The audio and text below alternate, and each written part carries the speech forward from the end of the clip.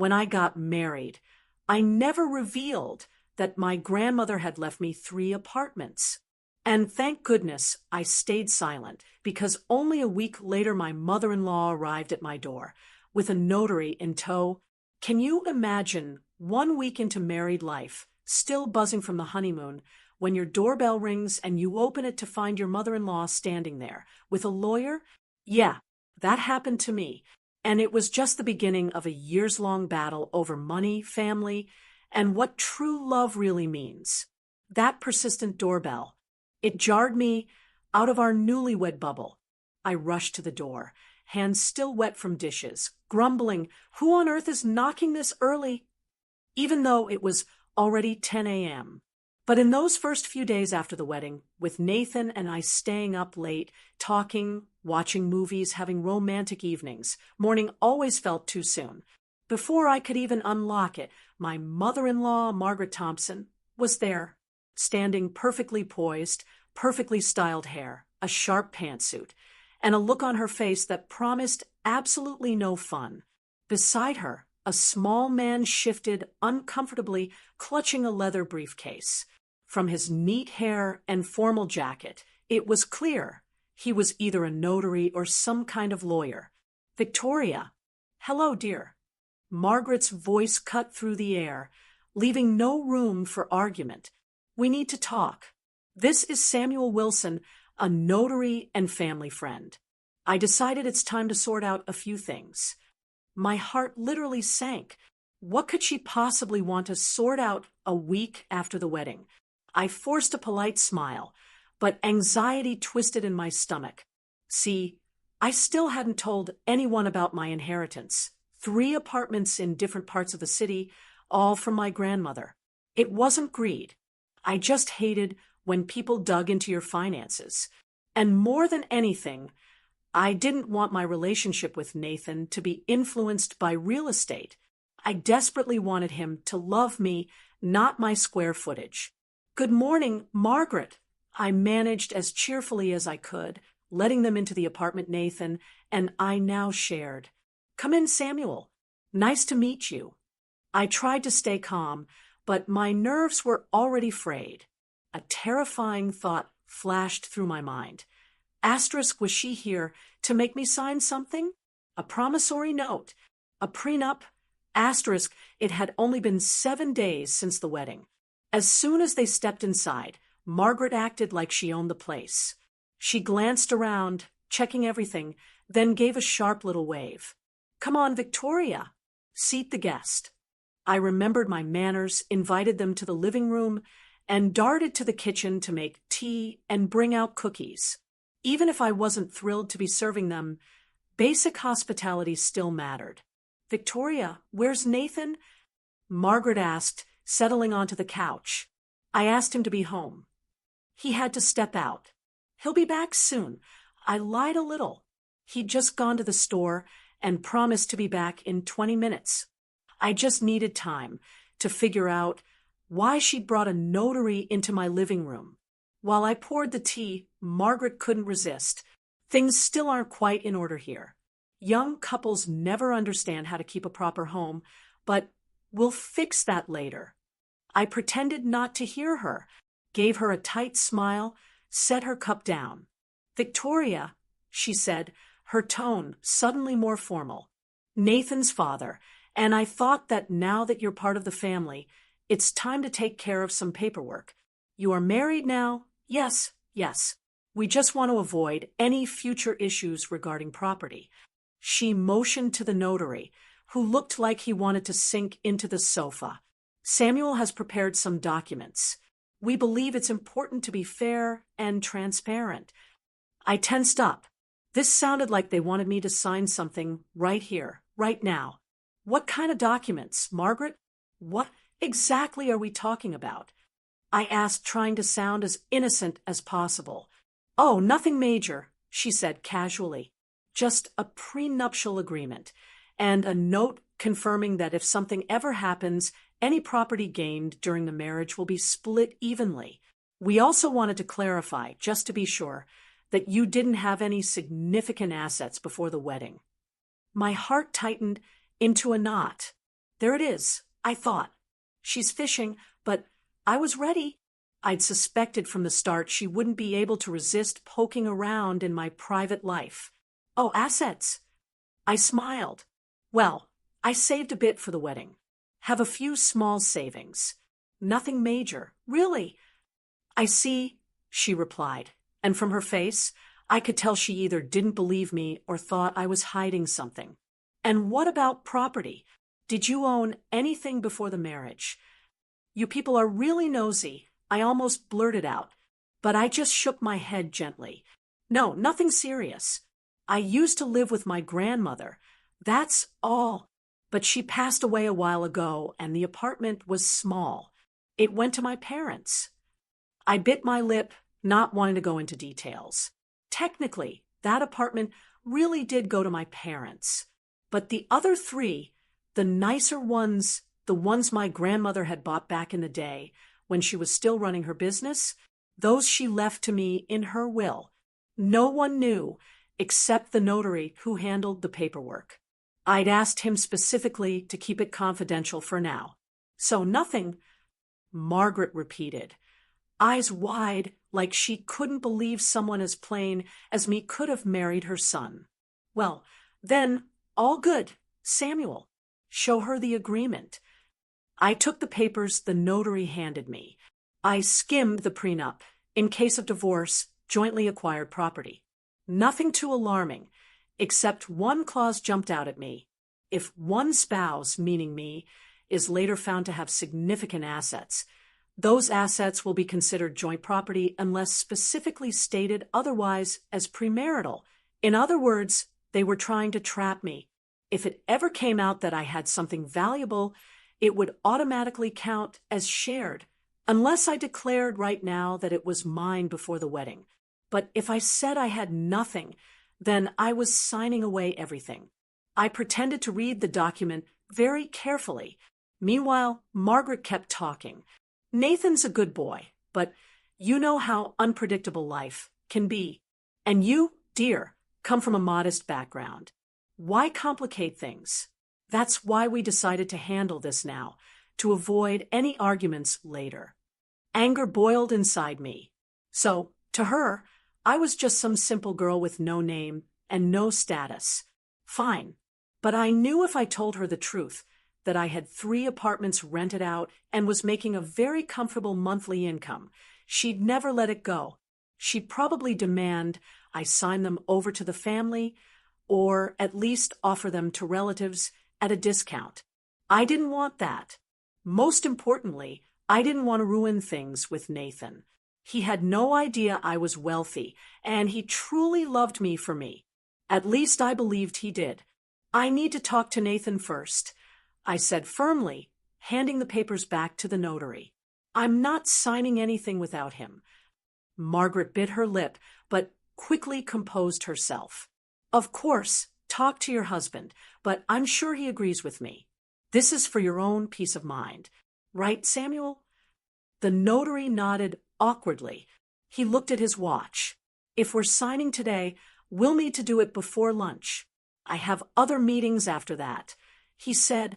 Just then, the door creaked open, and Nathan stepped into the hallway with a grocery bag. He raised his eyebrows in surprise when he saw his mom and the notary. Mom, what's going on here? He set the bag down and looked straight at me. Victoria, what's happening? I just raised my hand slightly, as if to say, don't ask me. I'm just as shocked. That's when Margaret launched into a full explanation for her son, saying she was only trying to look out for his future. She thought it made sense to sign a prenuptial agreement and sort out all financial matters right away. Nathan listened, his face tense. When she finally finished, he spoke quietly but firmly. Mom, I asked you not to get involved in our relationship. Victoria is my wife, and we'll handle things ourselves. Margaret frowned. Sweetheart, I'm just trying to help. I get that, but you didn't tell me you were coming over and bringing a notary. That's too much. Margaret gasped. Nathan, how can you not see these days? You have to be careful. What if Victoria has hidden debts? Or worse, some unknown fortune that suddenly comes to light. He glanced over at me, as if trying to read my face for clues about this so-called hidden fortune. I did my best to stay calm, even though my heart was pounding. It's better to sort it all out now. If Victoria has something, I honestly don't care. Nathan finally said, I love her, not her money. And Mom, seriously enough. Margaret pouted, clearly offended, but accepted her defeat. Fine, do what you want, Samuel. Sorry to waste your time.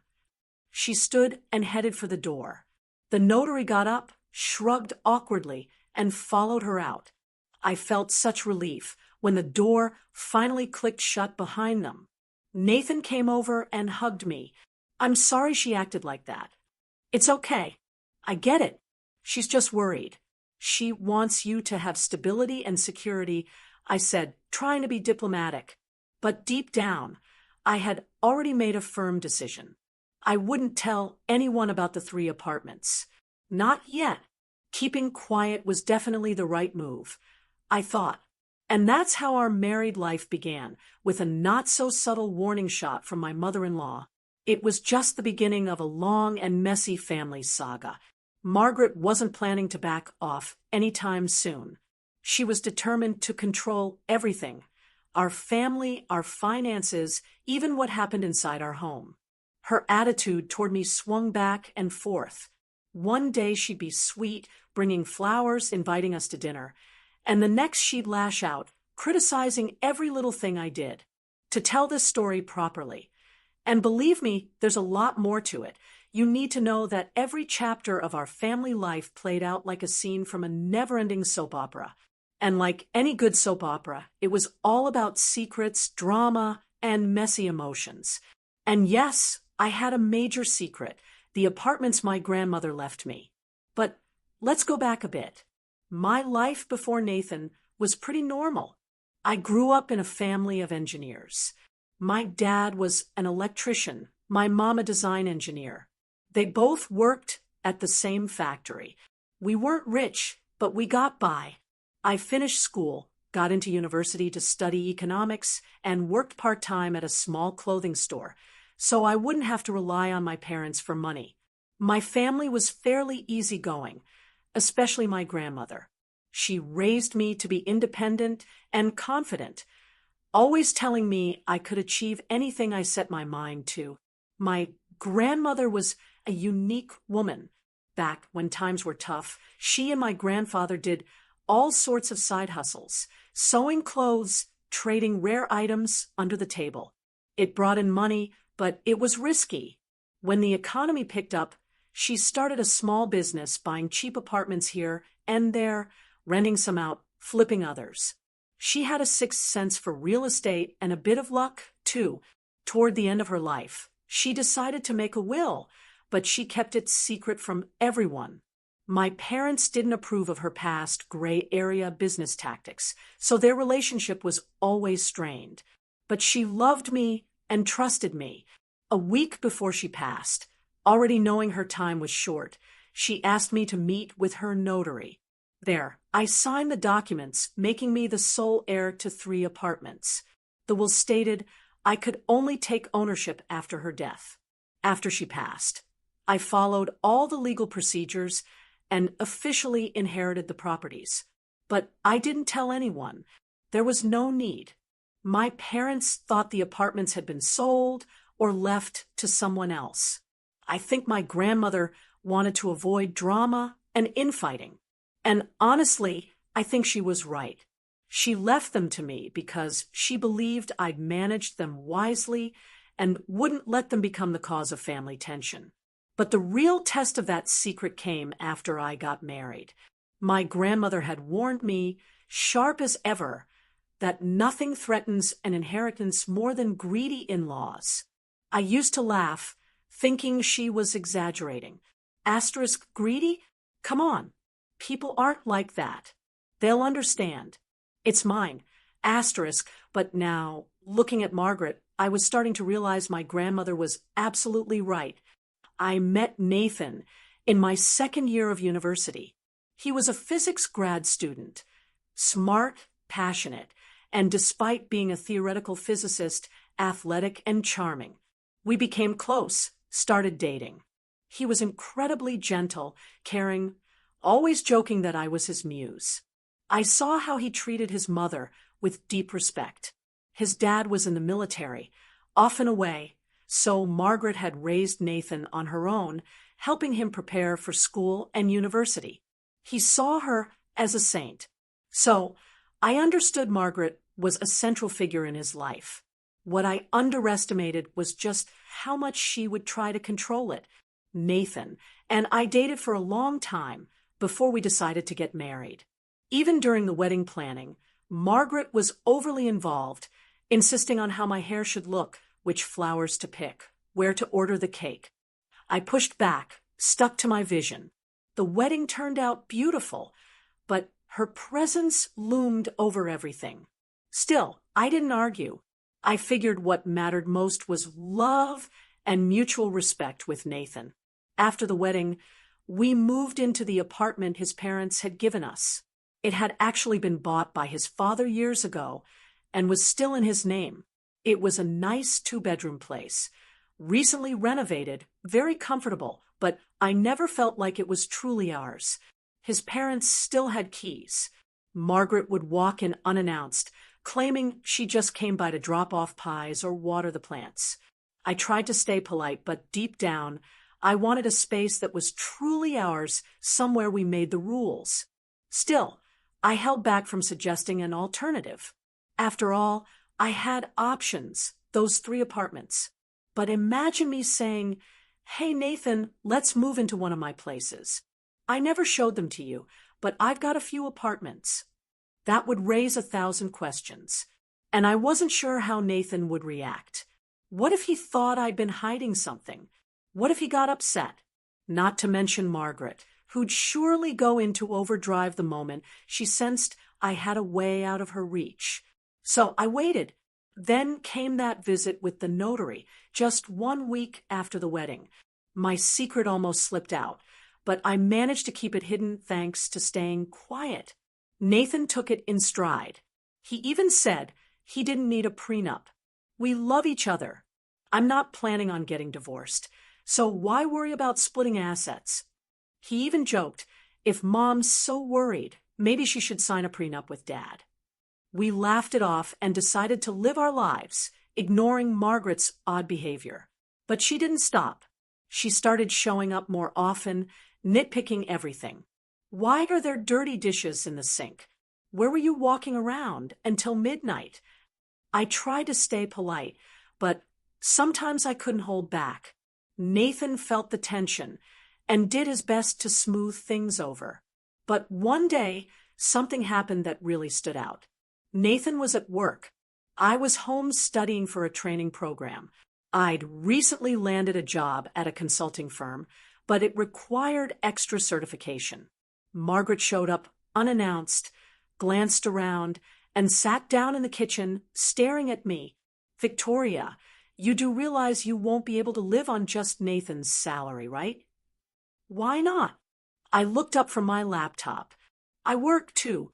The pay is not amazing yet, but it'll grow with time." She shook her head. "But you're still studying, aren't you? Just some extra training. And who knows when you'll actually start making good money. Meanwhile, you have to run a household. Think about the future, about children, and everything else." "Well, I figured we'd manage," I said, trying to stay calm. "It's just the 2 of us for now. The money we have is enough.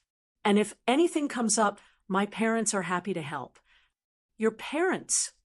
She raised an eyebrow, clearly caught off guard. "Well, maybe, but they're not exactly well off, are they?" I stayed quiet. My parents weren't exactly rich, especially compared to Nathan's father, who had a military rank, a solid pension, and some decent savings. But I didn't want to agree with Margaret out loud. That would only give her more reason to look down on me.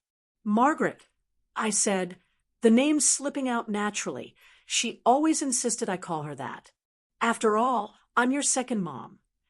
We'll figure things out when the time comes. Okay?" Please don't worry so much.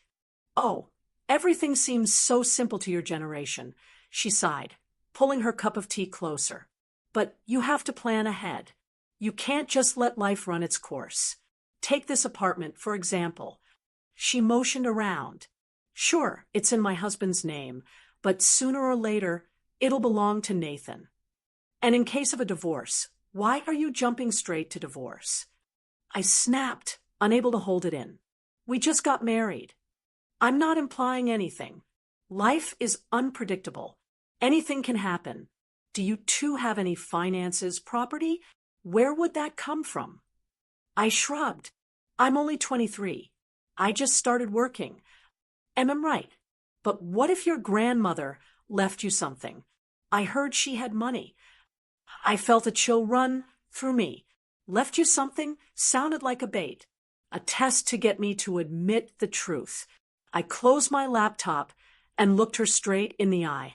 My grandmother left us warm memories and a few family keepsakes, some furniture and clothing. That's all, I said, quiet but firm. I see. She dragged out the words like she didn't quite believe me. I was just wondering. People said your grandmother was quite the businesswoman. I figured she must have stashed something away. If she did, we know nothing about it. I lied with a straight face. She studied me carefully, like she was trying to catch the slightest tremor in my voice or doubt in my eyes. But I'd already learned how to answer these kinds of questions without flinching. Well, if you say so, she finally said, standing up, "Tell Nathan I stopped by. Ask him to call me." Once she left, I let out a sigh of relief.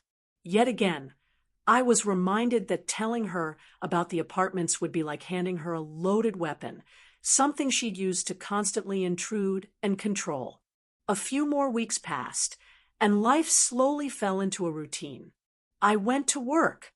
Nothing too complicated at first, just basic tasks at the consulting firm. I was still studying, trying to prove myself. Nathan worked at the university, giving lectures, writing research papers. We mostly saw each other in the evenings, tired but happy. Everything was fine, except Margaret still showed up unexpectedly to check in. But Nathan stood his ground, telling her we'd handle things ourselves, and that she needed to respect our boundaries. One evening over dinner, we decided to talk about the future. "Nathan, what would you think about us renting our own place?" I asked gently, "But we're already living in our apartment. Why pay rent?" He replied, surprised, "Is this because of Mom?" "Not just that. I just want to feel independent, like we have our own space. Something that doesn't come with your father's name on the deed." "I get that," Nathan said, twirling his fork in thought. "But think about it. Renting a decent place is what? At least 25 to 30, 500 a month. More if we want something renovated. That could drain us. Either that or we take a mortgage, but we don't have a down payment yet. What if I could find the money or the space?" The words slipped out before I could stop them. "You." He smiled. "What? Did you win the lottery? Or are you asking your parents?" Well, I caught myself. I couldn't just blurt out the truth. I might ruin everything. Just a thought. But if we had the means, would you want to move? "Yeah, I think I would. I get that this setup doesn't feel right for you, always being watched. But for now, it's just wishful thinking. We're not rich yet." I nodded and said nothing. I thought, asterisk, what if I just told him about the inheritance, showed him one of the apartments, said I'd gotten it recently? Maybe it's time to be honest. Asterisk, but then I remembered how much he admired his mother. Her constant questions, her unannounced visits, her need to control everything. Asterisk, no, not yet. In any good family drama, timing is everything, and a little mystery never hurts. Asterisk, that's when another character entered the picture, my cousin Elizabeth. She was 27, already divorced, lived on her own, and worked for a big interior design firm. One day, she called and said, "Hey, Victoria, I'm going to be near your place for a project. Mind if I stop by for tea?" "Of course. Come by," I said, glad for the company. I needed to talk to someone. I hadn't told Elizabeth about the apartments either, but at least she wasn't obsessed with me like Margaret. She came over that evening. We had tea in the kitchen, and she looked around our small but cozy home, asking how things were going after the wedding. I gave her vague answers at first, but then I couldn't hold it in. "Let me ask you something," I said. "Do you think a wife should always tell her husband if she owns something personal?" Elizabeth snorted. "Depends on what it is. If it's a childhood teddy bear, no. But if we're talking real estate or a lot of money, then yeah, in a marriage, honesty matters. Otherwise, there will be drama. What if I'm scared he'll tell his mom?" She laughed. "Oh, that's what this is about. The infamous mother-in-law. Yeah, I get it, if you want to keep it from her, but still be honest with your husband. That's tricky. Maybe you can tell Nathan you have some property, but ask him to keep it private." "You think that would work?" "Depends. Is he more loyal to you or his mom? That's what you have to figure out." "So, do you actually have something?" "Just a small thing." I dodged.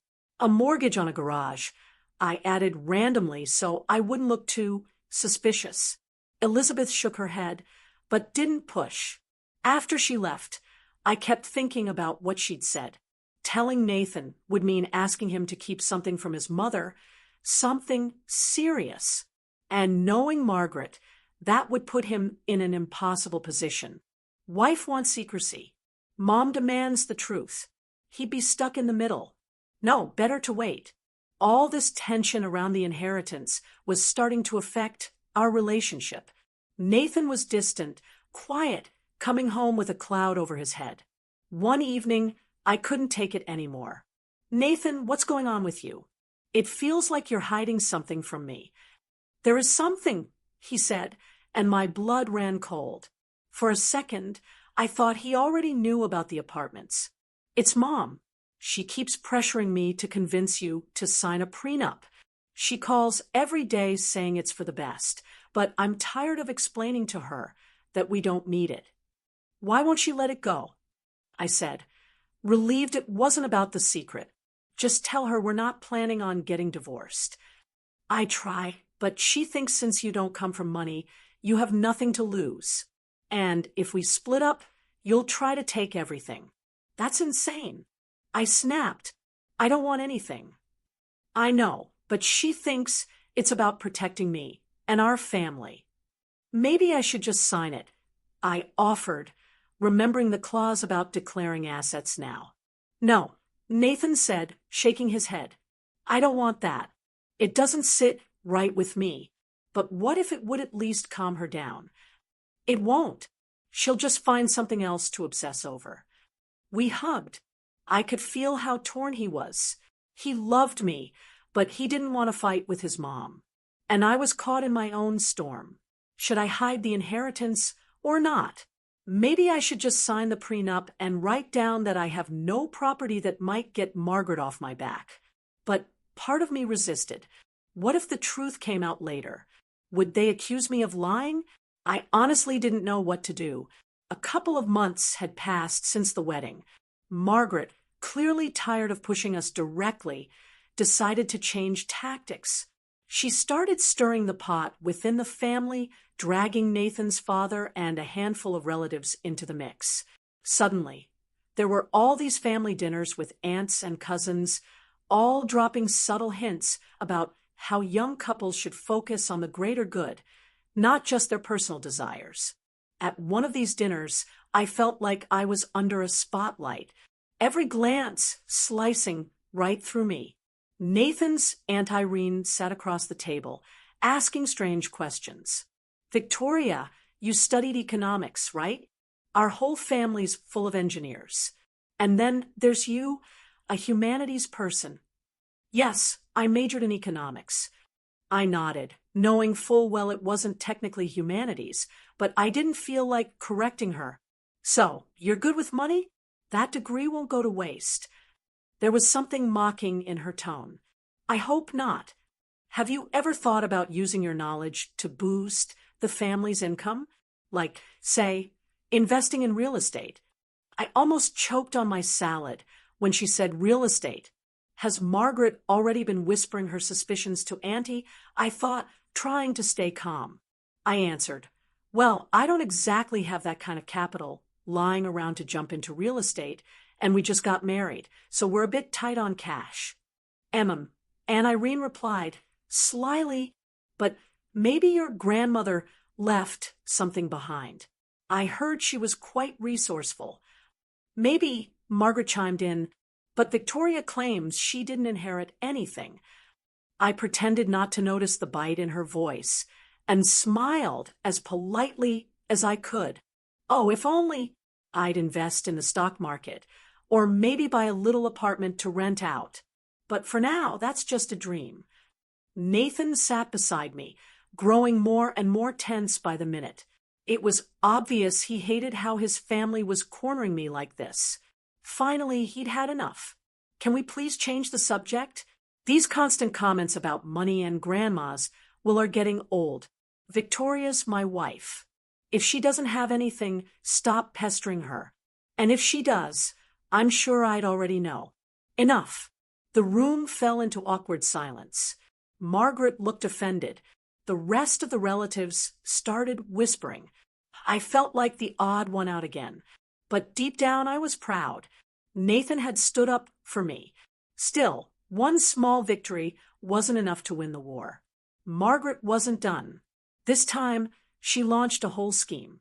One of the apartments I'd inherited from my grandmother was in a high-end part of town. The other two were more modest, but that special one, Grandma had snagged it at a bargain, then paid for a full luxury renovation. I'd been renting it out carefully, always through legal agreements, picking reliable tenants. Then one day, the tenant told me she was moving out. Her circumstances had changed, and she couldn't afford the high rent anymore. I needed to find someone new. Quietly, I reached out to the realtor my grandmother used to work with. He got to work looking for a good match. And then, pure coincidence or a setup, I still don't know, Margaret and my father-in-law suddenly started talking about finding a bigger place. They said they had some savings and were exploring options to upgrade. I kept my mouth shut, pretending I had nothing to contribute. Then Nathan said, "Hey, Mom, there are some great new places near Madison Avenue. I saw some listings. Might be worth checking out." Madison Avenue? That's an expensive area. Margaret gasped. Yeah, but it's a good investment if you're thinking of upgrading. I froze. Asterisk, that's exactly where my luxury apartment is. Please don't let them come across my rental listing. Asterisk, I thought, praying my name wouldn't appear anywhere public. But I was too naive. I hadn't considered that the realtor might unknowingly send info to someone who knew me. And that's exactly what happened. He sent a photo of the apartment's gorgeous living room with its big window and park view to a potential renter who apparently shared it with Margaret. She recognized the furniture. Worse, the address.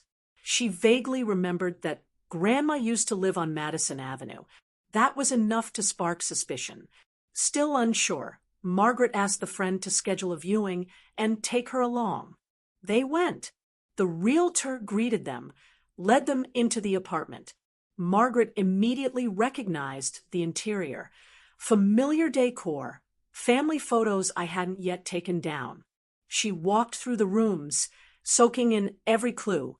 When they left, she asked the realtor directly, "Who owns this apartment?" "I represent the owner," he said carefully. "We're renting it out legally." But Margaret was relentless. Maybe she offered him a little bonus. Or maybe she just wore him down. But eventually he slipped. He told her it belonged to a young woman named Victoria, inherited from her grandmother. That was all Margaret needed. The realtor called me afterward to give me a heads up. "Victoria, a woman came by today asking questions." I didn't give away too much, but she figured out it's your apartment. You might want to be ready for some follow-up. I felt the floor drop out from under me. So that's it. She knows. And she won't stop at just that. That evening when Nathan got home, I was sitting in the kitchen, anxious and uneasy. I knew I had to tell him. It was better coming from me than from his mother. She'd twist it any way she wanted. Nathan, there's something I need to tell you, I began. I've been putting it off, but I think it's time. I own an apartment. Actually, 3. I inherited them from my grandmother. He froze, his hand still on his coffee mug. 3, he repeated, like he wasn't sure if I was joking. Yeah, 3. My grandmother was into real estate. When she passed, everything came to me. I didn't say anything because I was afraid your mom would turn it into a problem. Wow, he said, sitting there in silence. How long have you known? Since she died. It's been about a year. Everything's legal. I rent them out and earn income. Why didn't you tell me before? Tears welled up in my eyes. I didn't want to hurt you. I thought you'd understand, but I was scared of how your mom would react. You know how she is. I didn't want her trying to interfere, or demanding I hand anything over, or pushing us to make it part of the family's assets. I just didn't want our relationship to be about money. Nathan stared at me for a moment, then stood up and pulled me into a tight hug. You're such a fool, Victoria, he said with a relieved smile. But you're my fool. He sighed. Yeah, I wish you'd told me sooner. But I get it. You're right about my mom. And I'm guessing she's already figured it out, which is why you're telling me now. I nodded and told him the whole story with the realtor. I see. Nathan rubbed his temples. All right, consider it forgiven. But no more secrets, okay? I promise, I said, wiping my tears. So, what do you plan to do with the apartments? Keep renting them out? We can always use the extra income, or maybe sell one and finally buy something for ourselves. We'll talk about it, Nathan said. What about my mom? She's going to throw a fit, probably, but we'll handle it. He smiled. Yeah, together we can handle anything. In that moment, I realized I loved him even more than before. Maybe hiding the inheritance had been a mistake, but at least now we were united against outside pressure. Our bond had grown stronger, if only for that evening. But Margaret wouldn't be Margaret if she gave up that easily. The very next day, she called Nathan and demanded that we come over to their house. She said she had something important to discuss. We already knew that important meant a lecture and most likely more blame thrown my way. Still, we decided to go, just to finally put everything out in the open. When we arrived, Margaret was sitting in the living room with Nathan's dad, and, of course, Aunt Irene. Clearly, this was meant to be a family tribunal.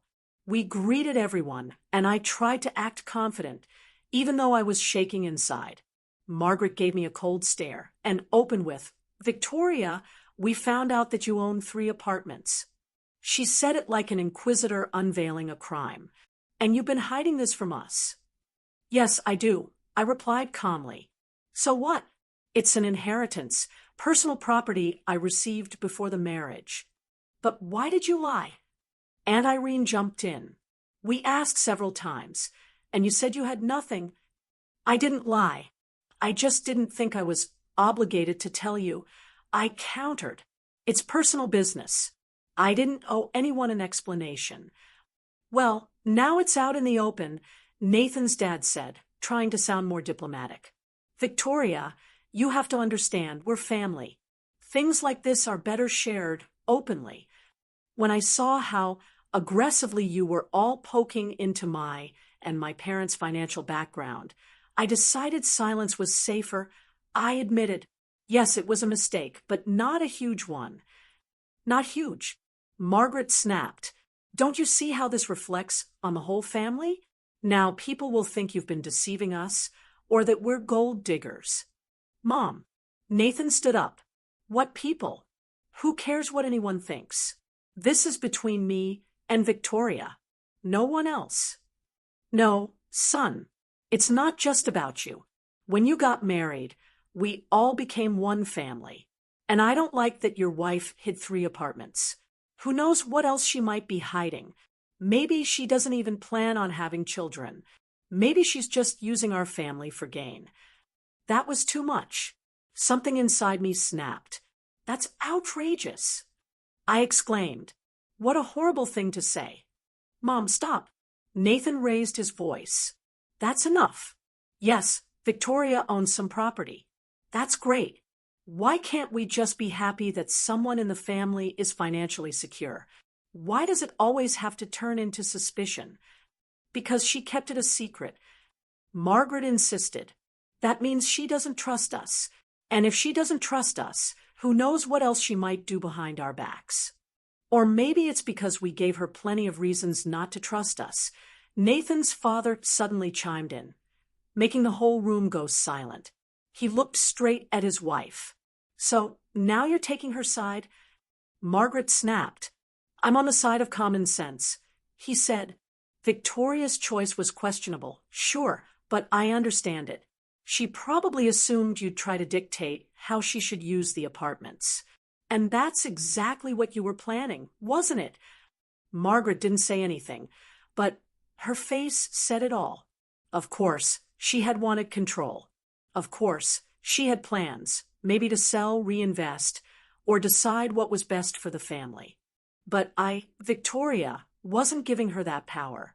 Look, I said, trying to keep my voice calm. I'm not trying to hurt anyone. I love Nathan. The apartments were a gift from my grandmother, and what I do with them is my decision. Nathan and I will figure things out together. Maybe one day we'll use the money to buy a home, or we can live in one of them. Nathan offered. Why not? We're a young couple. Exactly. I nodded. We can live there or rent them out. We'll decide together. I'm ready to handle everything properly, but the apartments are mine. I'm not giving them up. I'm sorry, but that's final. But if you use your inheritance to buy a new home, that home becomes marital property, Margaret interjected, showing off her legal knowledge, which means Nathan has a right to it. So what? I shrugged. He's my husband. Of course, I'd share with him. But what I care about most right now is that no one interferes or tells us what to do. Aunt Irene shook her head. Young people these days are all about independence, and that's exactly what we admire. Nathan's dad nodded. A heavy silence followed. Then Margaret exhaled slowly, like she was finally surrendering. Fine, I won't argue anymore, but understand this. In our family, we've always talked things through. I just don't want your secret properties to come between you two later on. We'll deal with it, Nathan replied. Thanks for your concern. And just like that, the conversation ended. We left shortly after. I caught Margaret watching me with a look of lingering disapproval, but it was clear I wouldn't be bending to her rules, and she would just have to live with that. She wasn't going to stop trying to control us, but I was done playing her game. Life moved on. My career at the consulting firm started to pick up. I got assigned more interesting projects, and my salary was decent. Nathan earned a steady income at the university and took on private tutoring gigs now. And then, we were doing well financially, and now that the secret was out, we finally had the freedom to move into one of my apartments and live on our own. No more sharing space with his parents. We chose the most practical one. Not the fancy one in the elite district, but the moderately sized, comfortable one that wouldn't draw comments like, oh, look at them living like royalty. We did a bit of light remodeling, spent a couple of months bouncing between his parents and mine, and finally moved in. For me, it felt like a true celebration. Finally, I could be the actual lady of the house. No more dreading the sound of a key in the door that wasn't mine. Nathan was thrilled, too, though I could tell deep down he still wondered, why didn't you just tell me? I tried to explain, because of his mom. He understood, but a part of him still held on to that little sting of hurt. Margaret, on the other hand, was clearly not happy. She called a few times asking, "So, when can I come see your new place? I'm curious, you know?" I kept dodging her. "Oh, the renovation isn't finished. We're too busy. Nathan's working late, but eventually Nathan said we should just invite her over and be done with it. He believed hiding would only make things worse. We needed to aim for at least a polite peace." So the day came. Margaret arrived, looked around, and, as expected, opened with criticism. "Well, this place is spacious, Victoria, but isn't it a bit flashy? That furniture looks expensive." It was already here. My grandmother lived here before. She had good taste. I replied, sticking to the truth. "And I bet the utility bills are sky high. Are you sure you can manage?" "We're managing just fine, Mom." Nathan stepped in. "We both work. And have you thought, Victoria, if you have children someday, will this layout work? Maybe it needs to be redesigned." Redesigned, that was news to me. I saw Nathan roll his eyes. He hated it when his mother micromanaged.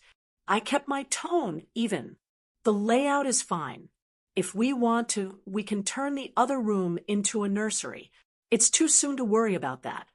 "I see. So, you're not planning for children yet." I realized this was her next pressure tactic. For Margaret, kids meant more control, telling us how to raise them, what to do. But Nathan and I had already decided we weren't in a rush. "We'll decide when the time is right," Nathan said firmly. "Let's just have some tea." Margaret pursed her lips, but held back. "All right, tea it is. I actually came with good intentions. Thought I'd bring you some things for the house. A tablecloth, maybe some curtains, but I figured you've already bought everything." Nathan smiled. "Thanks, Mom. We've got it covered." Apparently, she picked up on the subtle message that her offer of gifts, and with them, her quiet presence in our home had been gently declined. Half an hour later, Margaret gathered her things and left, unable to find a single crack in our new life to wedge herself into. I breathed a quiet sigh of relief. Time went on. Things between Nathan and me were good. He'd tease me sometimes. "So, millionaire, how much did you rake in from rent today?" And laugh. I'd smile and shoot back. "Better question, how many academic papers did you publish?" Those little jokes showed how well we'd come to understand each other. But the peace didn't last long. As it turned out, Margaret had another plan up her sleeve. This time, to rope me into their family business. After retiring from the military, Nathan's father had started a small transportation company. They owned a few trucks and handled deliveries. Margaret helped with the books and wanted to grow the business. And for that, they needed investment. And where better to get money than from Victoria? After all, she had 3 apartments and rental income. Why let that go to waste? We're all family, they must have thought. One day, Nathan's dad stopped by and said, "Victoria, hear me out. We've got a great idea. We want to invest in a new truck, hire some more drivers, grow the business. It'll bring in good profit. You'd get a share of the earnings." "That sounds interesting," I replied politely, not wanting to offend him. "But I'm not ready to invest in the transport business. I don't know the field, and I'm not comfortable risking my savings without guarantees." "But it's a family business," he said, raising an eyebrow. "And I'm giving you my word. We are reliable people." "I don't doubt that," I said carefully. "But business can be unpredictable. We're just now settling into our own place, and we need funds for future expenses. For now, I'd rather not invest big sums." Unlike Margaret, my father-in-law was more reasonable.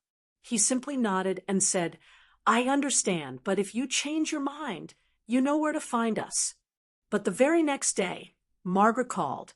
"Victoria, What was that conversation with my husband?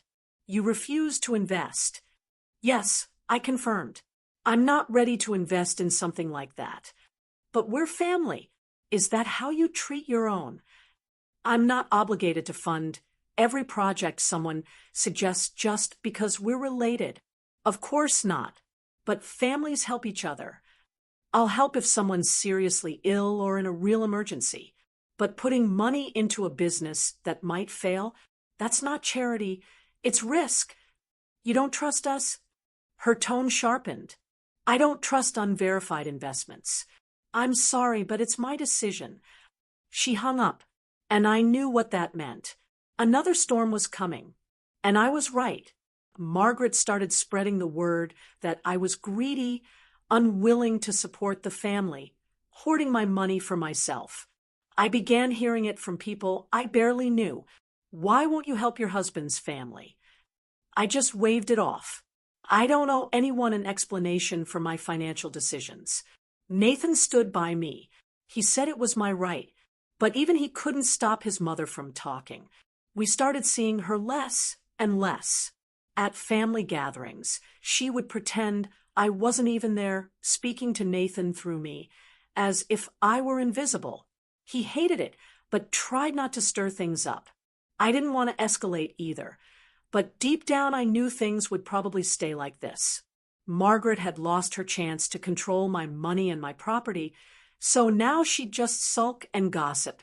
Life, however, has a way of putting things in perspective.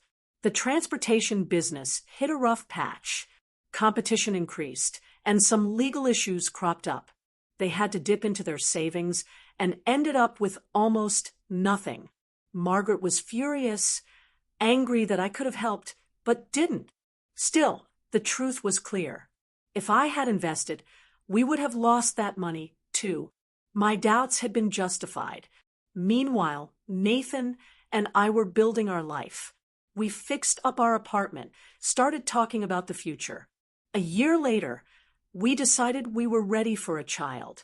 I got pregnant, and we had a beautiful baby boy. We named him Paul. Of course, Margaret was thrilled to have a grandson.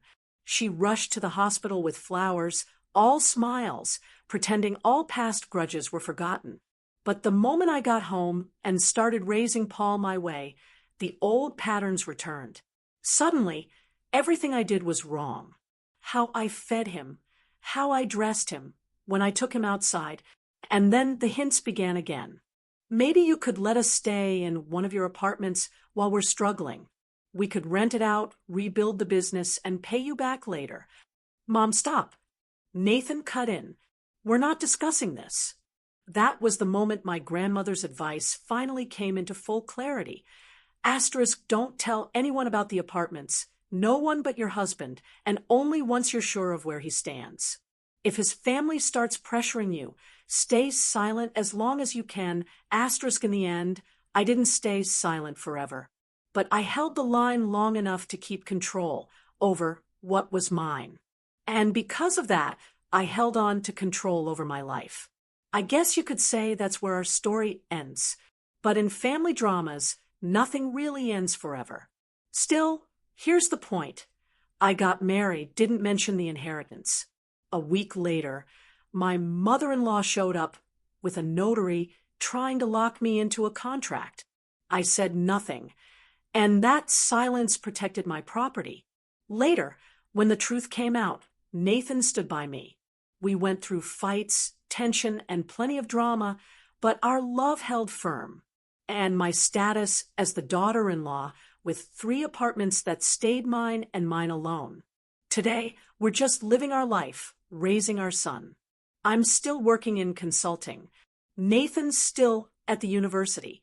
Margaret still tries to interfere now and then, but Nathan and I handle things as a team. We don't let her cross boundaries, but we do our best to show respect for her role as Nathan's mother and Paul's grandmother. Looking back, I don't regret hiding the truth. Maybe I should have told Nathan sooner, but at the time, I saw how hard it was for him to stand up to his mother, and I truly believe our relationship might not have survived that early storm. We needed time to become stronger, more grounded in who we were as a couple. And we got there. No notary, no manipulation, no amount of pressure from Margaret could break what we built together. In that, we were stronger than she ever expected. And now, when I think back to that day, the doorbell ringing, and Margaret standing there with a notary, I smile. Good thing I kept quiet, I sometimes say to myself. And I know deep down that my gut was right. Yes, honesty is important in marriage. But when you're dealing with a family that can be overbearing and manipulative, sometimes silence, at least at first, can protect everything you've built. Now, Nathan and I have no secrets between us, and that's what matters. As for Margaret, she has her own path. Maybe one day she'll accept my choices. And if not, well, we've learned how to live without her approval. So, this is a story about boundaries, about how sometimes those boundaries take the shape of 3 apartments left behind by a wise grandmother, and how silence, when used wisely, can save a family from disaster. It might sound like a paradox, but it's the truth of my life. And if there's a lesson here, it's this: don't rush to show all your cards. Wait until you're sure the person beside you values you, not what you own, and that their family won't try to use your trust against you. Of course, our journey isn't over.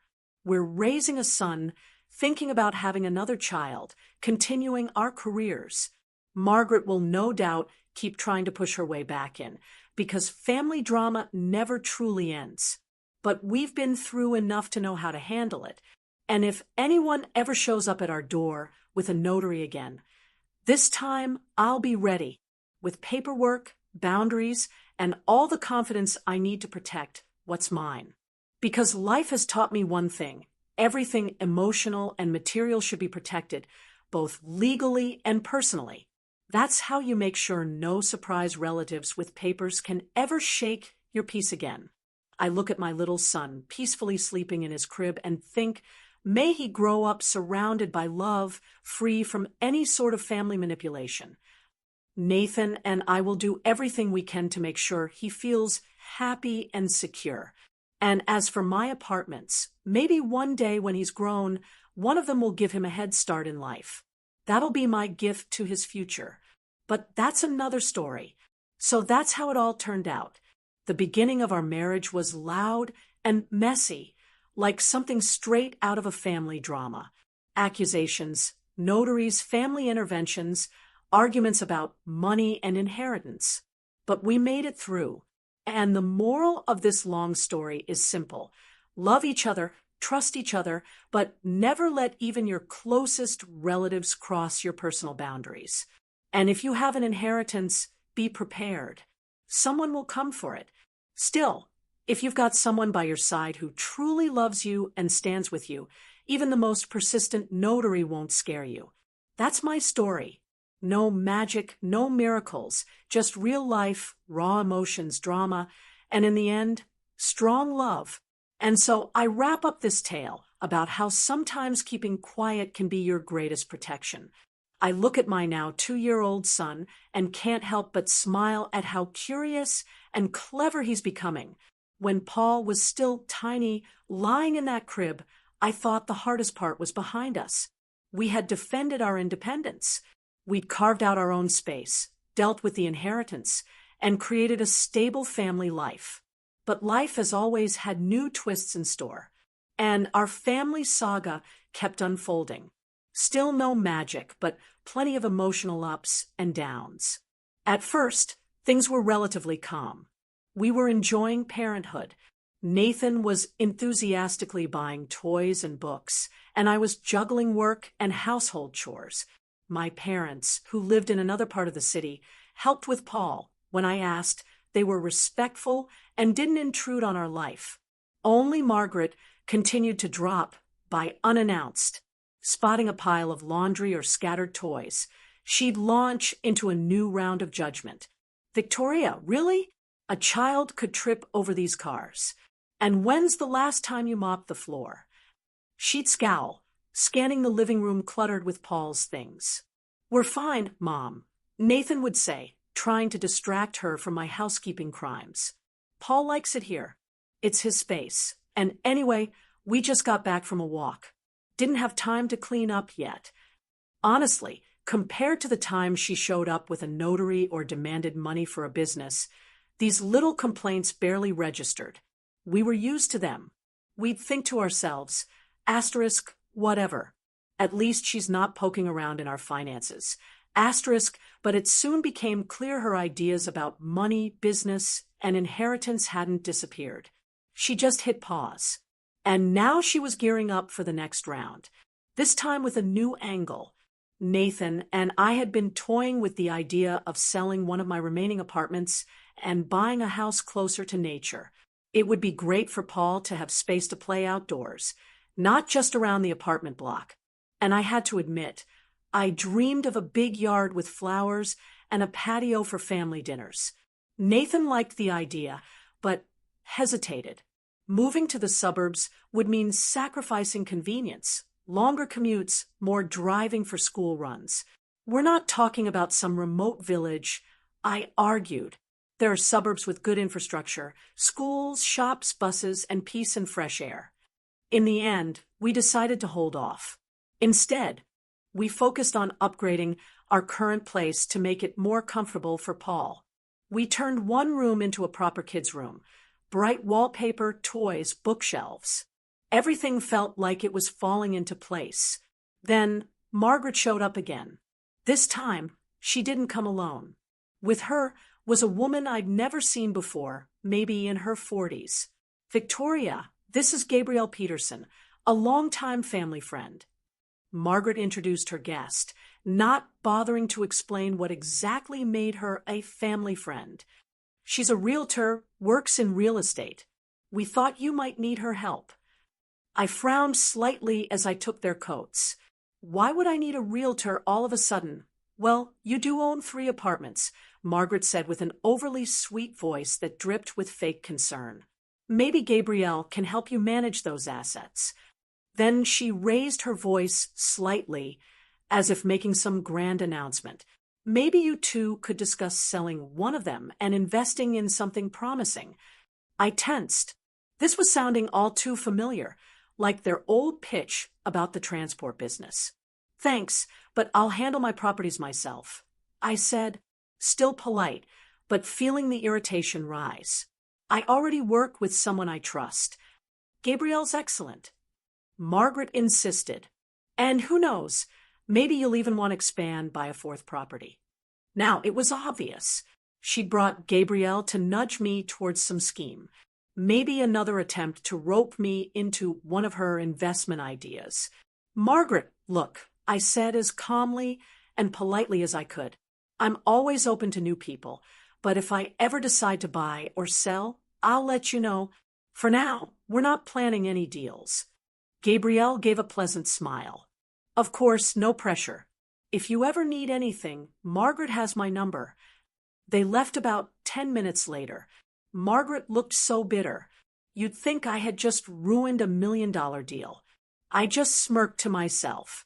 Back at it again. I hadn't even had time to relax when Nathan came home and saw the look on my face. Let me guess. Your mom with a realtor this time? Trying to get me to do some deal? I'm sure she's still hoping I'll invest in their business. Unbelievable. Nathan rubbed his face wearily. I'll talk to her. She needs to stop bringing strangers into our home. He did talk to her, but Margaret's stubbornness was unshakable. She complained to her husband, to Aunt Irene, to every relative in earshot that I was closed off, unwilling to listen. I just shrugged. Let them talk as long as they stay out of my business. Then, unexpectedly, my sister Elizabeth stepped into the picture. She'd been living her own life and didn't usually get involved, but she'd heard about the latest stunts from Margaret and gave me a call. Victoria, have you thought more about buying a house? I'm working on an architectural project right now. If you want to build something from scratch, maybe we can do it together. I like the idea, I said, but I'm afraid it'll set Margaret off again. She'll think I'm choosing to invest in a house instead of their business. Oh, forget what she thinks, Elizabeth. It's your money, your inheritance, your life. The more I thought about it, the more I realized she was right. And slowly the idea started taking root. Maybe it was time to stop worrying about what Margaret might say and start building the life we actually wanted. A house with a big living room, a fireplace, and a garden for Paul. But before we could make any decisions, a new wave of drama hit this time. Not about money, but parenting. Paul was growing into a lively, energetic little boy. When he turned 3, we enrolled him in a great nearby preschool. And right away, Margaret turned on her watchdog mode. Are you sure that place is good? I heard the teachers are strict. They don't even take the kids outside that much. Wouldn't it be better if he went to the preschool near us so I could pick him up? I calmly explained. Nathan looked into it, and the reviews are excellent. It's close to our place. Driving him across the city doesn't make sense. Why not? I could drive him. Nathan quickly shut that down. Mom, Victoria, and I already made the decision. It's done. Thankfully, she didn't push that time, but soon she found a new angle. She started insisting Paul needed special developmental classes, maybe a tutor to start reading early. I tried to stay polite, saying we'd decide ourselves when Paul was ready to start learning letters. No need to force academic pressure on a 3-year-old, but Nathan was already stacking letter blocks at his age, she exclaimed. I thought to myself, asterisk, so Paul stacks blocks too. What's the problem? Asterisk, but she kept going. If only I could take charge of Paul's development. I've always had a knack for teaching. I smiled and said, I don't think you'd have the patience to turn him into a genius. This kind of chatter continued all summer while Paul adjusted to preschool. Every visit, Margaret found something new to criticize, something we were doing wrong, something Paul was missing out on. Thankfully, Nathan stayed calm and shut down most of her remarks, and I'd learned to let her complaints roll right off me. Then, suddenly, my health took a hit. I had to step back from work and even ask my parents to help take care of Paul. It all happened so fast. I started feeling constantly exhausted.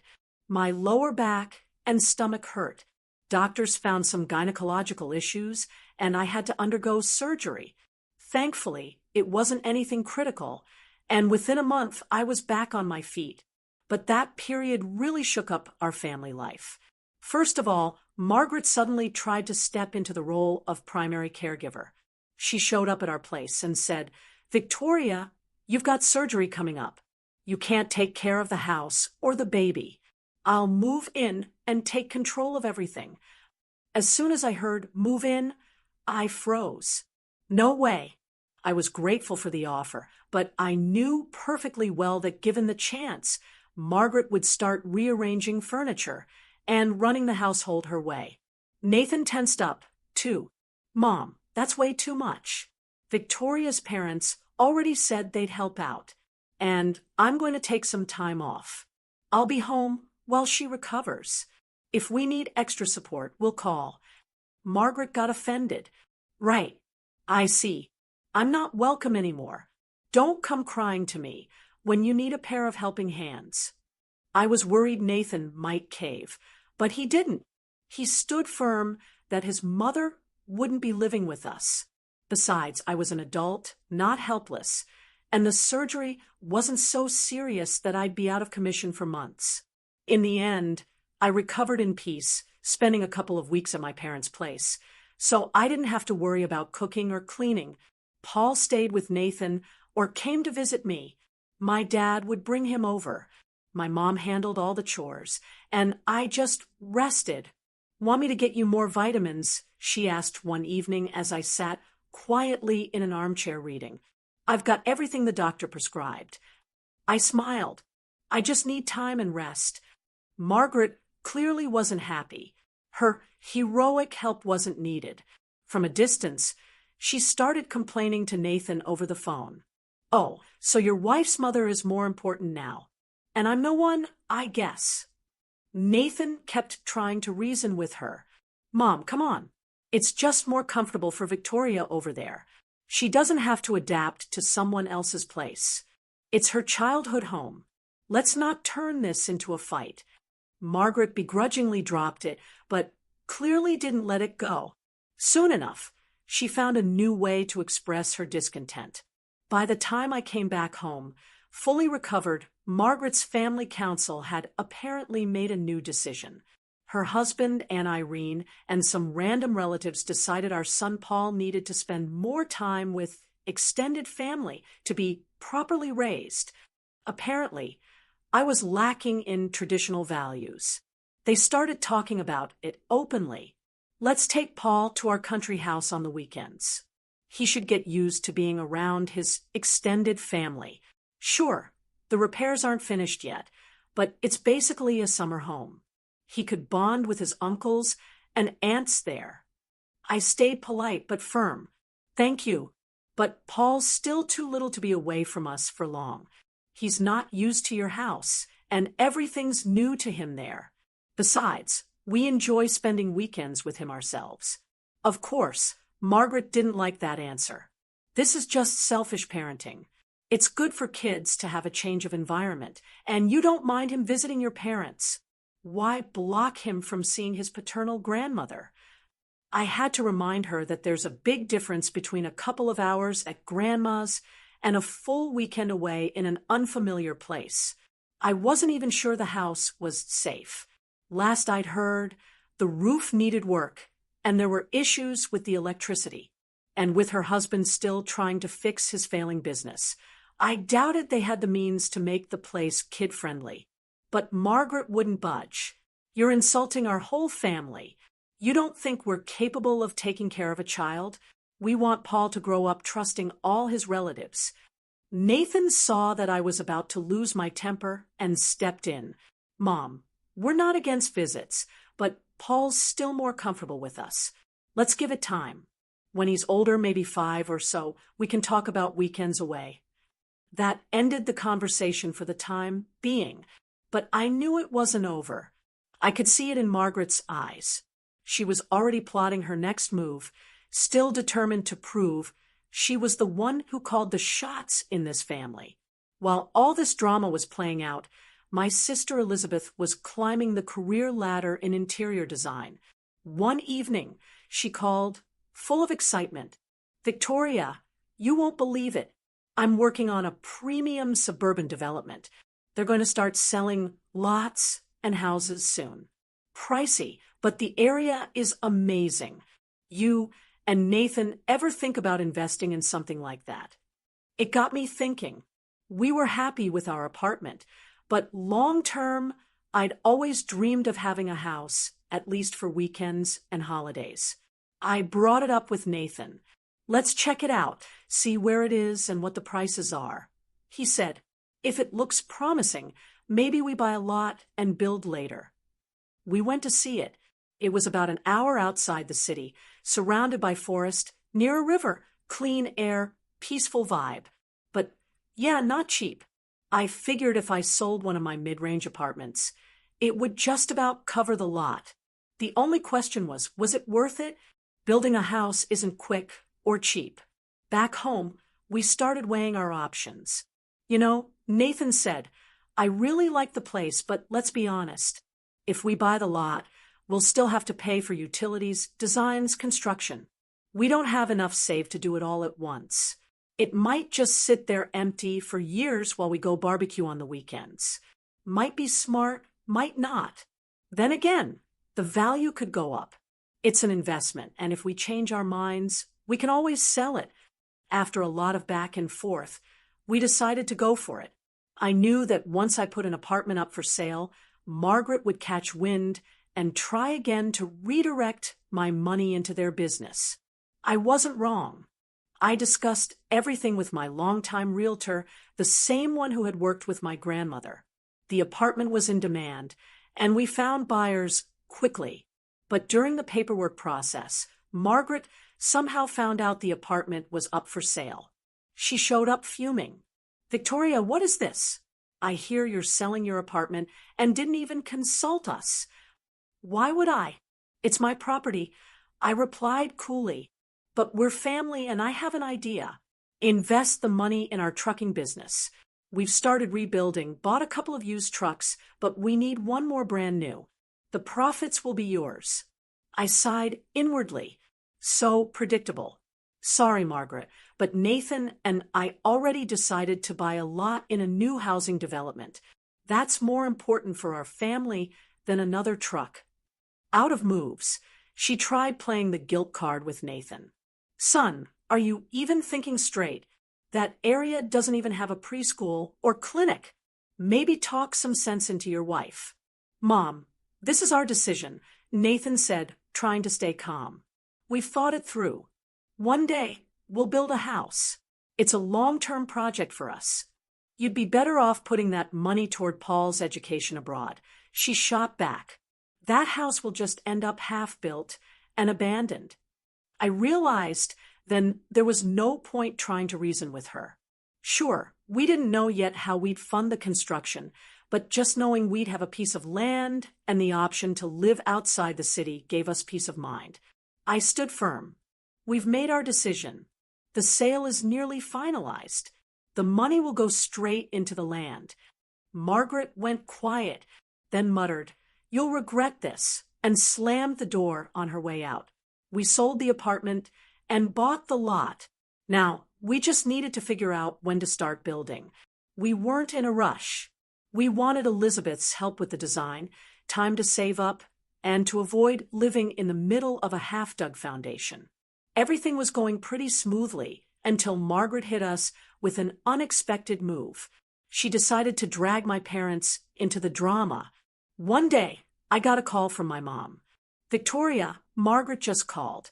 She asked us to talk some sense into you. Said you're about to make a huge mistake with your inheritance." "And what did you say?"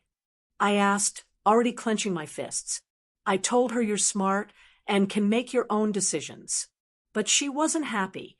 She said that if the money's going toward land, then clearly you don't care about helping their family. I almost laughed. What? Nathan and Paul don't count as part of her family if we're talking about building a future home?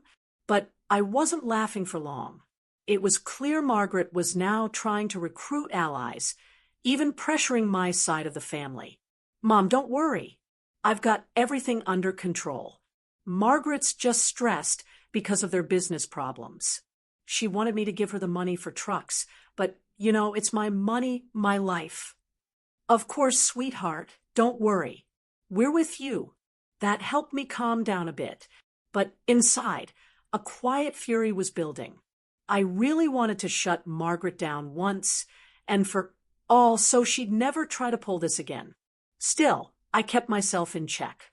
I knew an open confrontation wouldn't bring us peace. The next day, Nathan suggested, "How about we invite both our parents to dinner? A nice restaurant, try to smooth things over, show everyone we're all about respect, and maybe end these silly power plays." "You really think it'll work?" I asked, skeptical. "I don't know, but maybe it'll take the edge off.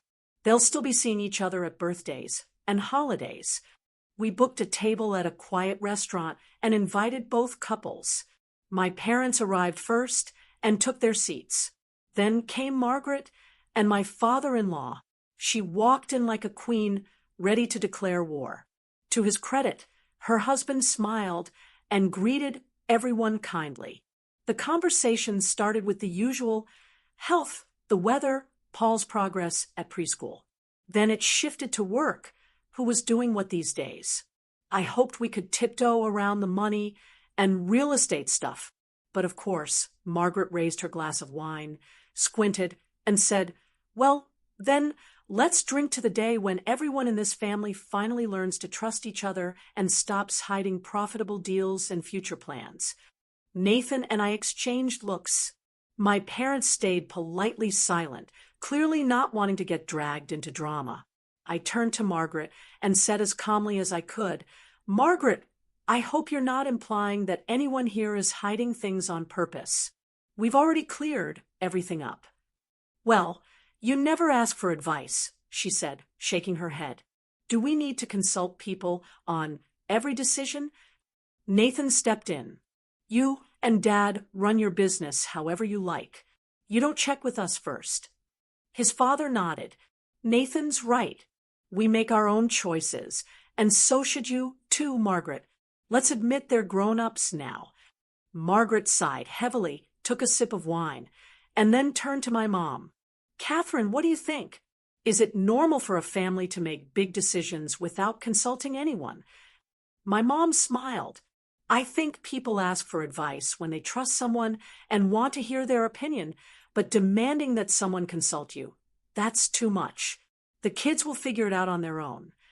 It was obvious Margaret didn't like that answer, especially because it supported my side. But she held it together and said, Fine, let's not ruin the evening. Hopefully, we'll learn to work as a team someday. I breathed a silent sigh of relief, thinking maybe the storm was calming. We carried on with dinner, laughed about funny stories from the past, and talked about Paul.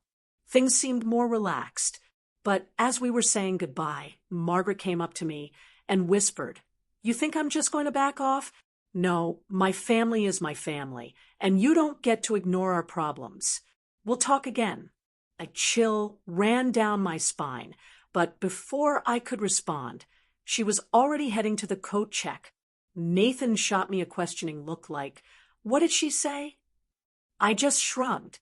Same old song. We headed home. I was seething inside, but didn't want to show it in front of Nathan and escalate things. He noticed I was tense and said, I can tell my mom did something again. I'm sorry. She just can't accept that you're independent, but these are our choices. We have every right. I know. I try not to react anymore, but honestly, I'm exhausted. Feels like she'll never stop. That night, I couldn't sleep. My mind was racing. This wasn't over. Margaret still had one tool left, using Paul as leverage and trying to control how we planned his future. I had a strong feeling another round of manipulation was coming, and I was right. A few months later, after we finalized the land purchase, and I started scouting architects besides Elizabeth, who had offered to help with plans, I got a call from Paul's preschool director. Hi, Victoria. I wanted to touch base. Your son's grandmother stopped by recently. She asked us to give Paul extra attention.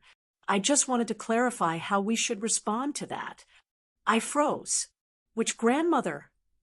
I believe it was Margaret. She said she wants to attend his classes, monitor his development, and bring in educational materials. I nearly laughed at how ridiculous it sounded, but inside I was fuming. Now she was interfering at school. I see. Let's be clear. We don't mind if Paul's grandmother attends open events or celebrations if that's allowed, but we don't want any special treatment for him. He should be treated just like the other kids. The director agreed and apologized for the inconvenience. I immediately called Nathan. Did your mom seriously go to Paul's preschool and start making demands? What? Nathan was furious. I had no idea. I'm calling her right now. Later, he told me Margaret had tried to set up private lessons for Paul and even wanted to sit in on them herself. The director had refused, explaining it went against school policy. Margaret then insisted they focus more on reading with Paul and handed over books she brought from home. Nathan had a talk with her and told her to stop doing things behind our backs. Her reaction was exactly what we expected. I was only trying to do what's best for my grandson. You're bad parents if you don't support his advanced learning. We just looked at each other. Asterisk, what advanced learning? He's 3.5. He's doing just fine. Asterisk, amidst all this, Nathan and I started to really cherish the moments when it was just the three of us. Weekends at the zoo, walks in the park, or little trips to our plot of land where we'd only just marked the boundaries and built a small shed for tools. Paul would run through the grass laughing, and we'd feel this overwhelming sense of freedom. Out there, we were far from the city noise, from Margaret's calls, her criticism, her advice. One afternoon, sitting on folding chairs next to our still empty plot, I said to Nathan, Hey, What if we put up a tiny summer cabin here, just something simple and wooden, so we can stay overnight? And then when we save up more, we start building for real." Nathan lit up. "That's an awesome idea. It'll be our little oasis. Honestly, I'm already thinking if I can work remotely, we could spend the whole summer out here." Right away, I pictured it all in my head. Us living in a simple little house. Paul running around the yard in the morning, kicking a ball, a few small garden beds with herbs, us grilling in the evening, and at sunset just listening to the birds. It felt like the perfect escape from endless family drama. But we both knew if Margaret ever found out about this plan, she'd try to insert herself into it somehow. And technically, nothing was stopping her from buying a plot of land next door and moving right in. Asterisk, what then? Would we end up living under constant surveillance? Asterisk, let's just hope she doesn't decide to follow us there. Nathan said, reading my mind. Don't even joke, I muttered. But honestly, those plots are expensive for now, so she probably won't take the risk. Things aren't exactly great with their business. Nathan nodded and put his arm around me. We sat there watching Paul chase soap bubbles through the grass. I wanted to believe we'd be okay, but being part of a family soap opera means surprises never stop. And sure enough, one hit us just when we least expected it.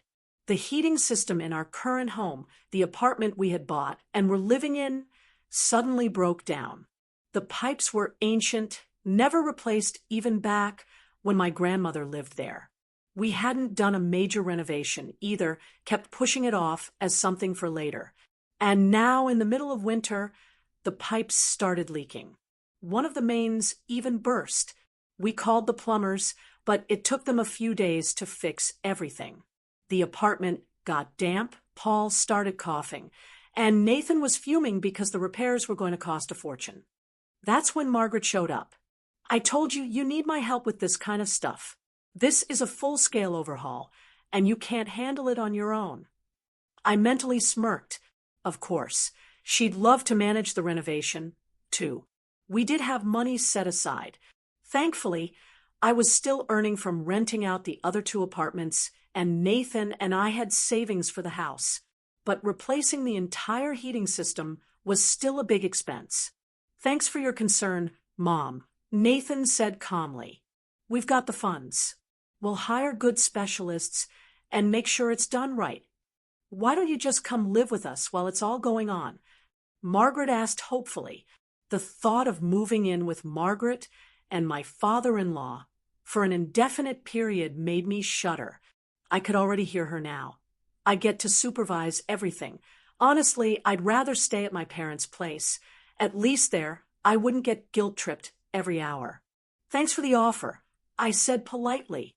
"But we've already planned to stay at my parents' while this is sorted."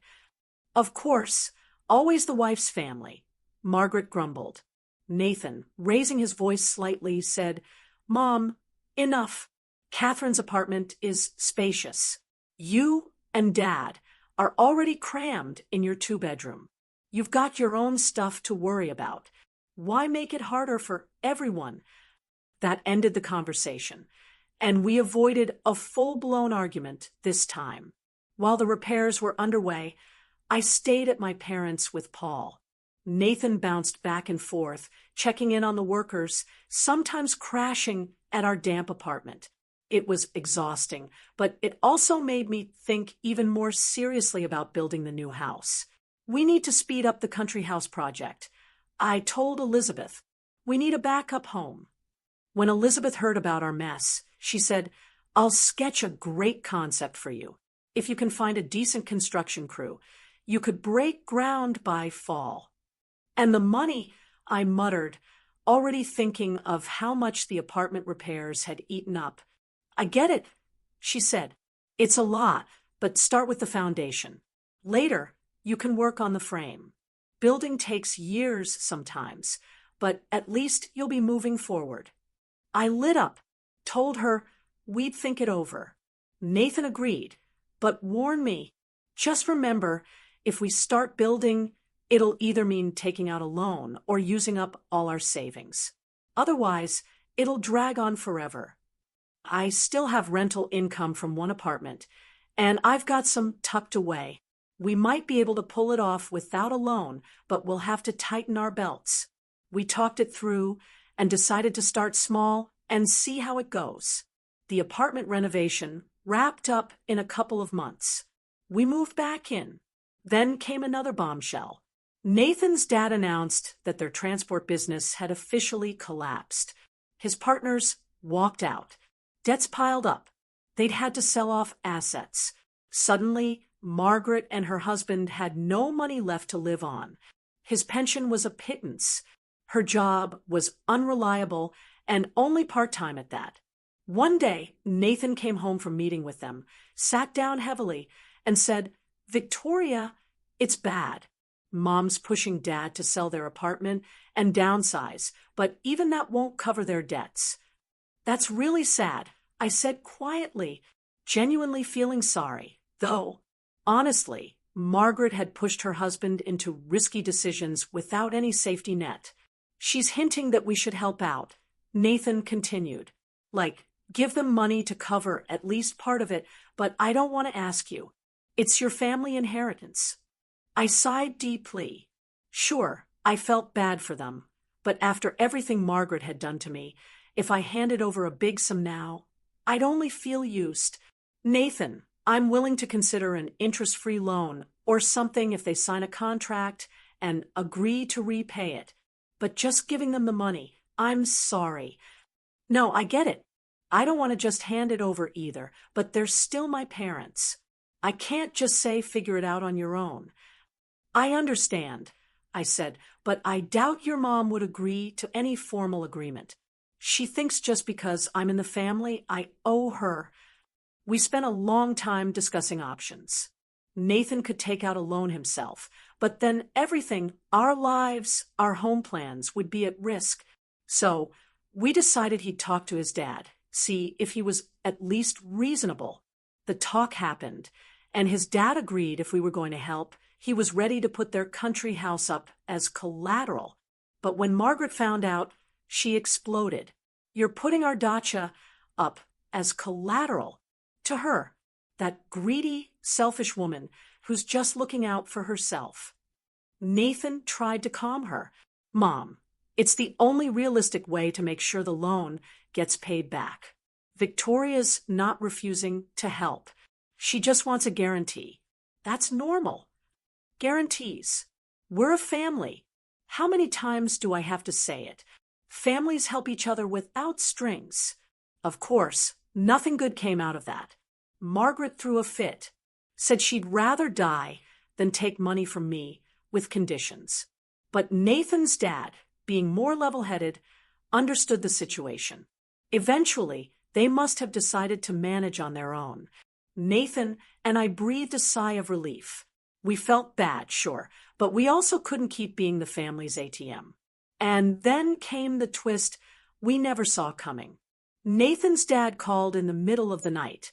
Margaret had been rushed to the hospital. Severe hypertension, dangerously high blood pressure. We rushed there the next morning. She was admitted immediately, and the doctor said she needed urgent treatment for cardiovascular issues. When we arrived, she looked pale, tears in her eyes. Nathan was visibly worried, and I was scared too. For all our issues, I never wished her harm. "How are you, Mom?" Nathan asked gently, sitting by her side. "Not good, son," she whispered. "The doctors say I need surgery on my arteries. It's expensive. I don't know where we'll get the money." She started crying again. "We just don't have it. Your father isn't earning anything. $30,000 was no small sum, but not impossible. If I really wanted, I could dip into my savings." And now came the moment of truth. Was I ready to help the woman who just weeks ago had called me greedy, meddled in our lives, and criticized everything I did? Could I rise above all that for the sake of her health and her life? I looked at Nathan. "Nathan will help, right?" "Of course," he said quickly, clearly relieved. I wasn't saying no. "Mom, don't cry. We'll cover the surgery on whatever terms Victoria decides. My heart ached, but I knew this time I wasn't going to ask for any repayment. That would just feel cruel. She was sick. I wasn't going to make her sign anything. There are no terms, I said quietly. We'll help. Health isn't something you turn into debt. Margaret looked at me through tears. Victoria, I don't know what to say. I've been so awful to you, and now you want to help. Yes, I do, I said, because you're Nathan's mom. You're Paul's grandmother. No matter how many arguments we've had, your life still matters to me. She broke down in tears, and it felt like everything was in them: pain, resentment, and regret. Nathan held her hand. I stood nearby, swallowing the lump in my throat. The doctors asked us to step out, saying she needed rest, and we promised we'd sort out the payment as soon as possible. On the way out of the hospital, Nathan said, "I'm sorry this keeps happening, like we're dipping into your inheritance again." It's not inheritance, it's my savings. But that doesn't matter. I'll transfer the money. Let her get the treatment she needs. Thank you, Victoria. I love you. He took my hand, and I felt this deep sense of relief. No matter everything that had happened, we weren't going to let her die just because she didn't have the money.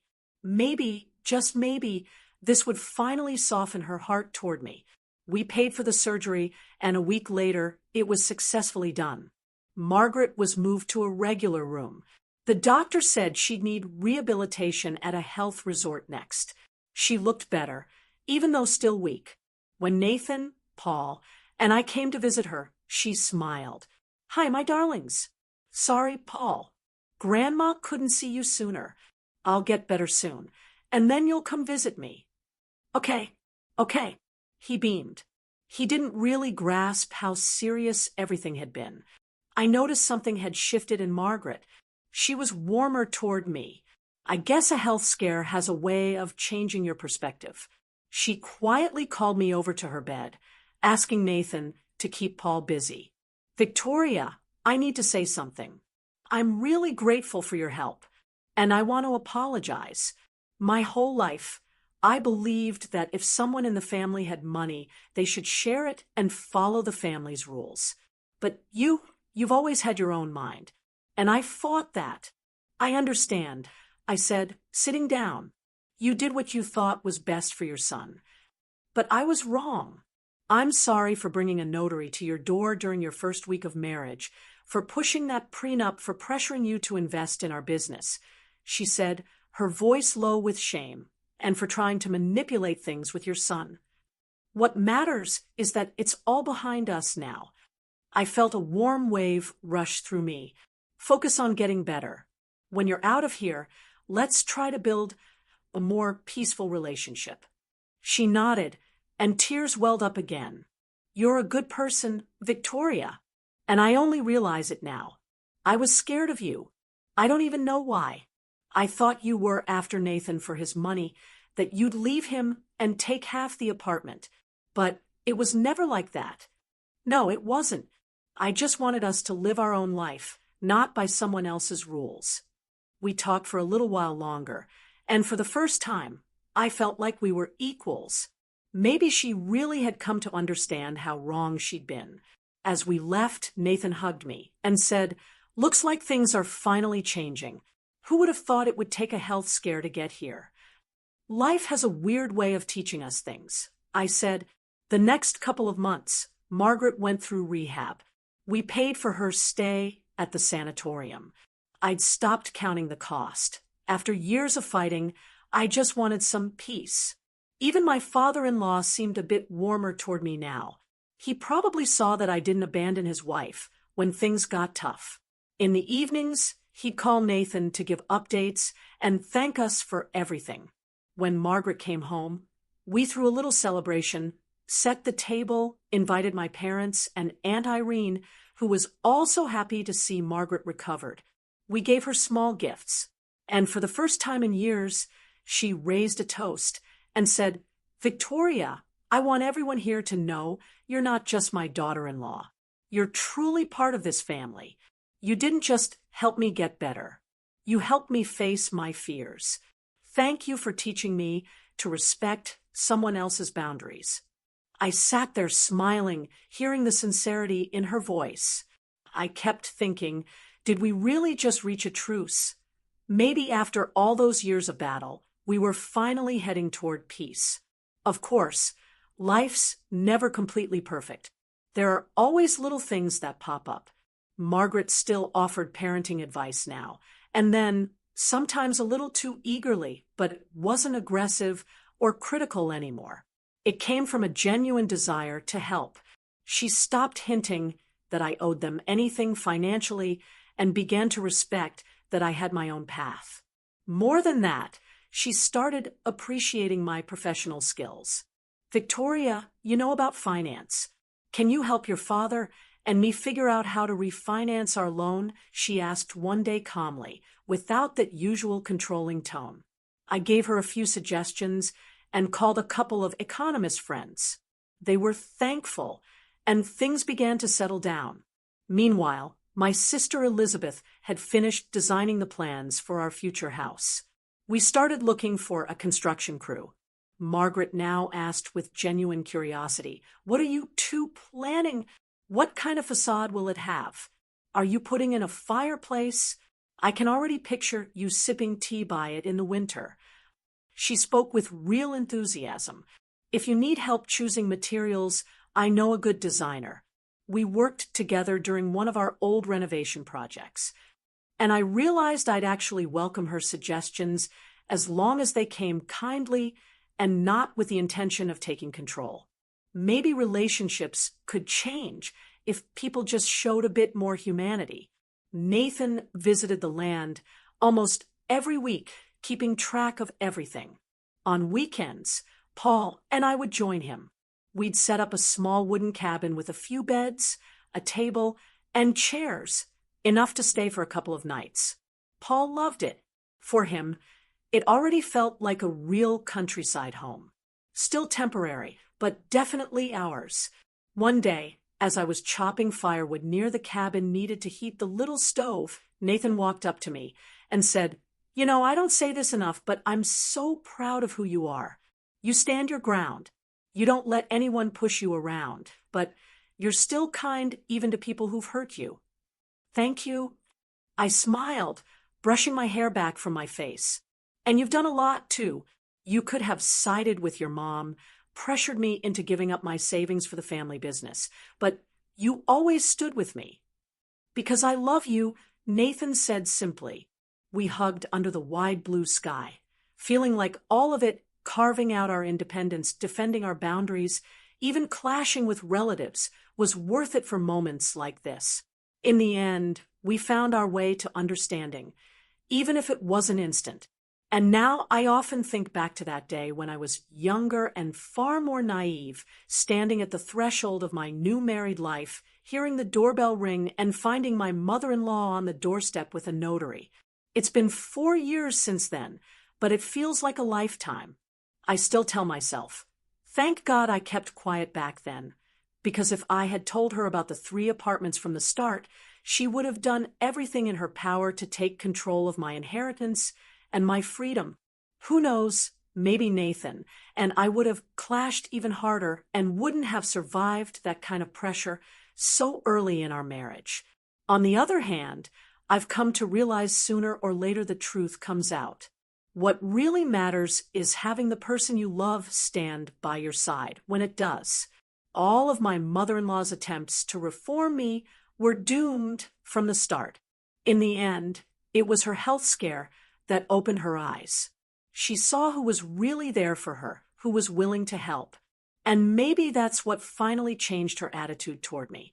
Some might say the whole thing sounds like a fairy tale ending, but the truth is, life is messier than any novel.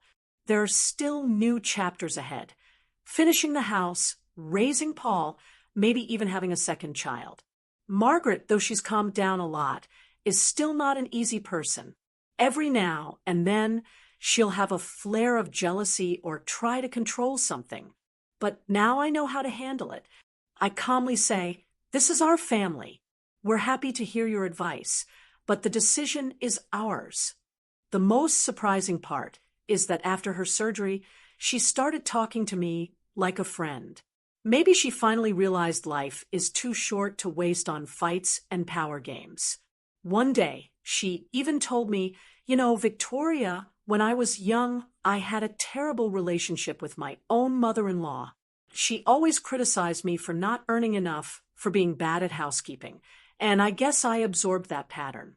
I thought it was normal to tell the younger generation what to do. It happens a lot, I sighed. People tend to repeat what they grew up with, even when it hurt them.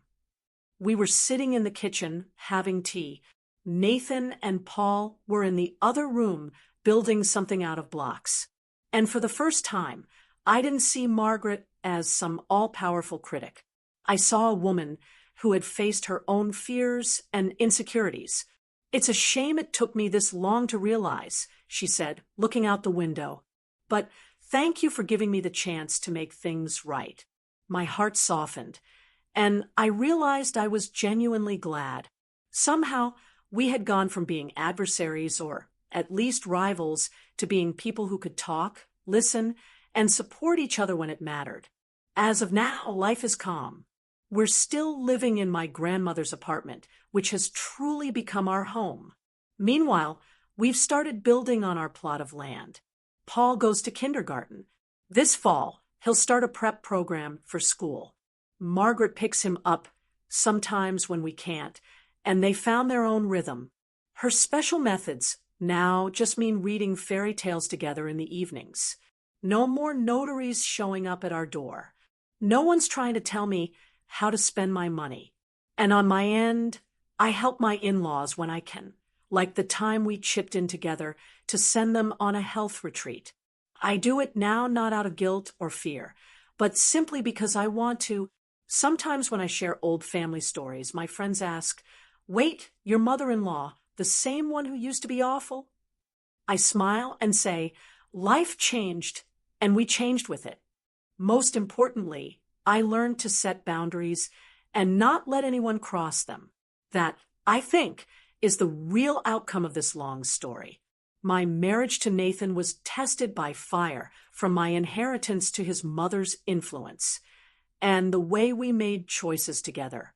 But we came through stronger, more united than ever. We share the same goal now: to live with love, raise our children, and build a home. My financial independence is still intact. I still rent out the last apartment, which gives me a safety net. Since Margaret recovered, she's let go of a lot of her illusions. She stopped believing money solves everything. She's come to see that what matters more is an honest relationship with her son and with me. That's the foundation we're trying to build on. Yes, we still see life differently, but the aggression and need to dominate are gone.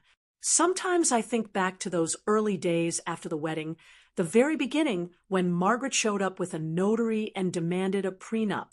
I think how differently things could have turned out if I'd folded then, or if I'd fought back too hard. Thankfully, I had the sense to stay quiet at the right moment to protect what was mine and to find a balance between independence and keeping peace in the family. I suppose you could call this a happy ending. No fairy dust, just a good, real-life kind of ending, the kind that feels earned. Looking ahead, we're planning to lay the foundation for our house next year. If we manage the budget wisely, maybe in a couple of years, we'll have the walls and roof up. Or it might take longer, and that's okay. The main thing is we're doing it together, with no pressure from anyone. Sometimes I catch myself smiling, imagining us in our future home, sitting by the fireplace. Margaret's there, too, peacefully chatting with me about garden flowers. Maybe she'll bake pies and tell Nathan how sweet Paul was as a kid, while Paul rides his bike through the yard. No more notaries, no more ultimatums, just a family. Of course, life doesn't guarantee smooth sailing. New challenges will come. But I've learned the most important lessons. Protect your boundaries. Learn to say no and still stay kind. And if someone asks me, What's your biggest secret? I'd probably say know when to keep quiet about your money and know when to give it freely, especially if it can save someone. That's the tricky art of family, where everyone deserves their own space, but no one forgets what it means to show up for each other. So yes, our story has been a journey. It started with that fateful knock at the door in the first week of our marriage. And now we have reconciled relatives, a son, and plans for the future. A lot could have gone wrong, but it didn't. And I can say with full confidence, when I got married, I didn't mention the 3 apartments I inherited from my grandmother. And thank God I kept quiet, because just a week later, my mother-in-law showed up with a notary. That chapter is over now. Ahead of us lies a bright, wide-open future, one where we're no longer opponents, but a family. So, what do you think? Have you ever had to navigate tricky family situations involving money or boundaries? How did you handle it? I'd love to hear your experiences in the comments below.